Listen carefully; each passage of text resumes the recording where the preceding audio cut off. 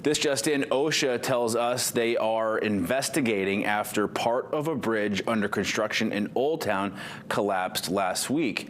State transportation officials and federal experts have scheduled a forensic investigation next week into the Llewellyn-Estes Bridge. Maine DOT officials announced today that independent federal investigators have been brought in to help determine why the span failed a week ago while crews were pouring concrete for the new bridge deck. DOT says construction contractors working on site suffered non-life-threatening injuries. Old Town Police Chief David White told WABI that 3 workers were hurt. Maine DOT engineers conducted a safety inspection of the temporary bridge that's adjacent and confirmed it is structurally sound. A temporary daytime closure in detour is going to be in place for next Wednesday so investigators can safely access the site and remove debris.